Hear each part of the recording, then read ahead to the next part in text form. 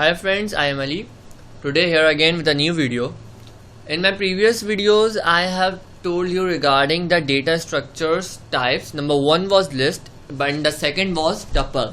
Now in this video I am going to tell you about the third data structure in Python, that are set.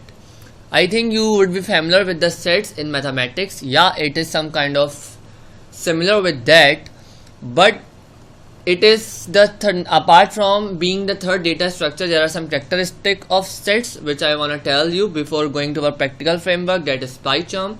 So moving forward, here are some characteristics of sets.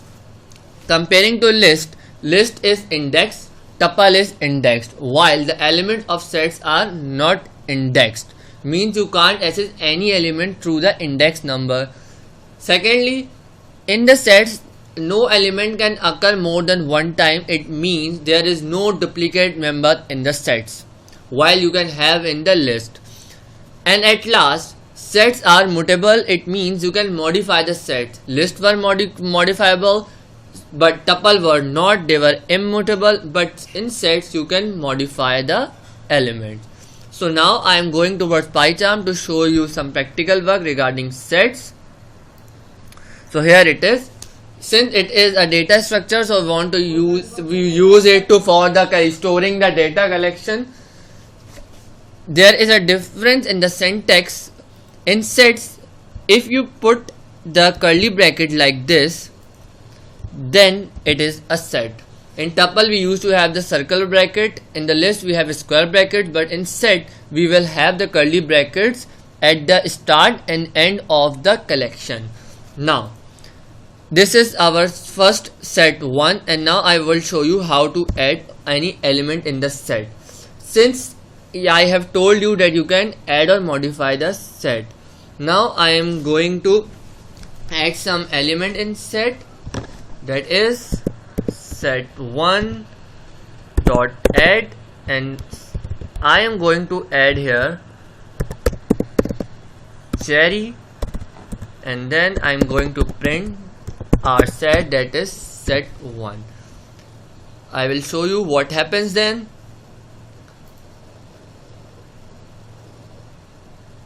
Now you can see there are new elements in set, and we have added cherry, and cherry has been added to the set. Now what to do when you want to add more than one element in the set?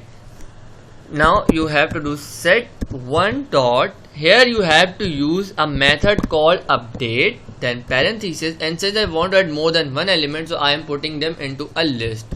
So I am giving it, for example, guava, and then I want to add lemon, and then I am going to print this set1 again for you to show what happens running this set. Here you can see lemon and guava are also added at one time.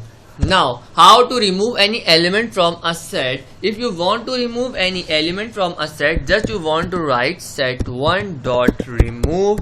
Now since it is not indexed, I have told you already, you can remove any particular element by giving its name. Since I want to remove mango, so I will write mango, and then again print this set1 print, then I am going to write set1, and again I am going to run this. You will see what will be the result. Here you can see now it doesn't contain the word mango since I have removed it. Now one more method of removing any element from set is by using the discard method. Set1 dot discard, and then I want to use the word, then I want to use, I am for example using apple here, and then I am going to use print set1. Now I am going to run that again.